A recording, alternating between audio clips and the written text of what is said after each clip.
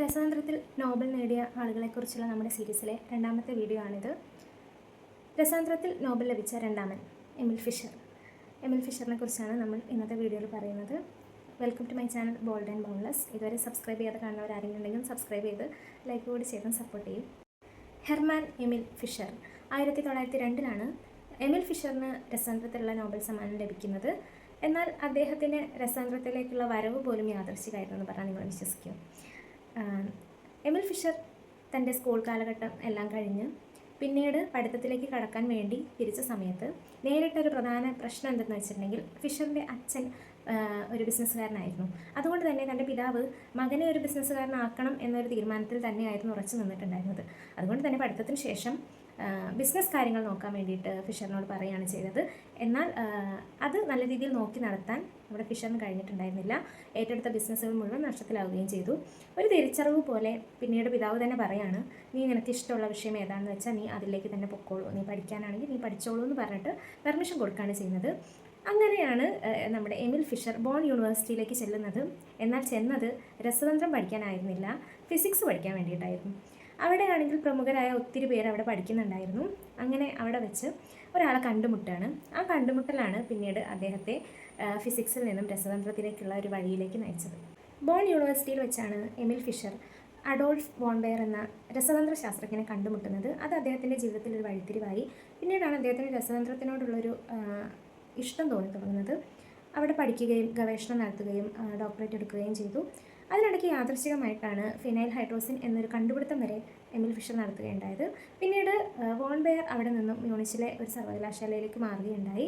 അദ്ദേഹത്തോടൊപ്പം തന്നെ എമിൽ ഫിഷറും അവിടെ നിന്ന് പിൻവാങ്ങി. അങ്ങനെ മ്യൂണിച്ചിലെത്തിയ അദ്ദേഹം താൻ കണ്ടെത്തി വെച്ച ഫിനൈൽ ഹൈഡ്രോസിനെ കുറിച്ചുള്ള തുടർ പഠനങ്ങൾ നടത്താമെന്ന് തീരുമാനിക്കുകയും തൻ്റെ കസിനായിട്ടുള്ള ഓട്ടോ ഫിഷറുമായി ചേർന്ന് അതിൻ്റെ തുടർന്നുള്ള പഠനങ്ങളിലേക്ക് കടക്കുകയും ചെയ്തിട്ടുണ്ടായിരുന്നു. അവർ നടത്തിയ കണ്ടുപിടുത്തങ്ങളിലൂടെയും കൂടുതൽ പരീക്ഷണങ്ങളിലൂടെയും ട്രൈഫിനൈൽ മീഥൈൻ്റെ ഘടനയെക്കുറിച്ച് പുതിയൊരു സിദ്ധാന്തം പുറത്തേക്ക് കൊണ്ടുവരാൻ വേണ്ടി സാധിച്ചിട്ടുണ്ട്. പിന്നീട് അങ്ങോട്ട് പല കാര്യങ്ങളിലായിട്ട് പരീക്ഷണങ്ങൾ നടത്തുക എന്നതായിരുന്നു എമിൽ ഫിഷർ ചെയ്തുകൊണ്ടിരുന്നത്.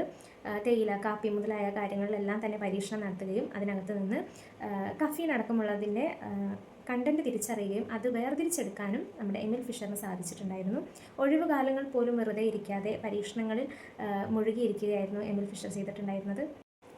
ഏതാണ്ട് 24 വർഷക്കാലത്തോളം അദ്ദേഹം ഓരോരോ വസ്തുക്കളിലായിട്ട് പരീക്ഷണങ്ങൾ നടത്തിക്കൊണ്ടേയിരുന്നു. തേയില, കാപ്പി മുതലായവ, അതുപോലെ തന്നെ മൃഗാവശിഷ്ടങ്ങൾ എന്നിങ്ങനെ പല കാര്യങ്ങൾ, ഈവൻ മരത്തിൻ്റെ തൊലി പോലും വെറുതെ വിട്ടിട്ടുണ്ടായിരുന്നില്ല. എല്ലാത്തിൽ നിന്നും പരീക്ഷണങ്ങൾ നടത്തുകയുണ്ടായി. പരീക്ഷണങ്ങളിൽ നിന്നെല്ലാം അദ്ദേഹം ഒരു നിഗമനത്തിൽ എത്തിച്ചേർന്നു.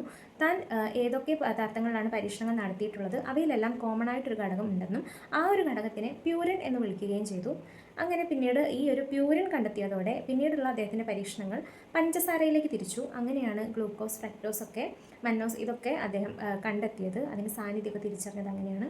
അങ്ങനെ 1902 നമ്മുടെ രസതന്ത്ര നോബൽ ലഭിക്കുന്ന രണ്ടാമത്തെ വ്യക്തിയായിട്ട് എമിൽ ഫിഷർ മാറിയത്. എന്നാൽ ലോകം ഇത്രയേറെ ആരാധിച്ച ഒരു വ്യക്തിയായിരുന്നിട്ട് കൂടി അദ്ദേഹത്തിൻ്റെ അന്ത്യകാലം വളരെ കഠിനമായതായിരുന്നു. ഒന്നാം ലോക യുദ്ധ സമയത്ത് അദ്ദേഹത്തിൻ്റെ 2 മക്കൾ നഷ്ടപ്പെട്ടിട്ടുണ്ടായിരുന്നു. നിർബന്ധിതമായി അദ്ദേഹത്തെ കൊണ്ട് പല പരീക്ഷണങ്ങളും ചെയ്യിച്ചിട്ടുണ്ടായിരുന്നു. രാസവസ്തുക്കളുടെ പരീക്ഷണങ്ങൾ പലതും ചെയ്യിച്ചിട്ടുണ്ടായിരുന്നു. തൻ്റെ അന്ത്യകാലത്ത് അവസാന കാലഘട്ടങ്ങളിൽ യുദ്ധത്തിന് വേണ്ടിയിട്ട് രാസായുധങ്ങൾ നിർമ്മിക്കാൻ അദ്ദേഹത്തെ നിർബന്ധിച്ചതും തൻ്റെ 2 മക്കൾ തനിക്ക് നഷ്ടമായതുമെല്ലാം അദ്ദേഹത്തെ നിരാശയിലേക്ക് നയിച്ചു. ലോകം ആദരിച്ച ഈ ശാസ്ത്ര പ്രതിഭ തൻ്റെ ജീവൻ വെടിയുകയാണ് ചെയ്തത്. 1919 ജീവൻ അവസാനിപ്പിക്കുകയാണ് ചെയ്തത്. ലോകം എന്നും ഓർത്തിരിക്കുന്ന മഹത് വ്യക്തിയായ നമ്മുടെ എമിൽ ഫിഷറിനെ കുറിച്ചുള്ള വീഡിയോ ആയിരുന്നു ഇത്. രസതന്ത്രത്തിൽ നോബൽ കരസ്ഥമാക്കിയ മൂന്നാമത്തെ വ്യക്തിയെക്കുറിച്ചും അദ്ദേഹത്തിൻ്റെ ജീവിതത്തിലെ ചില കാര്യങ്ങൾ കൂടി ഉൾക്കൊള്ളിച്ച് അടുത്തൊരു വീഡിയോയിൽ നമുക്ക് വീണ്ടും കാണാം.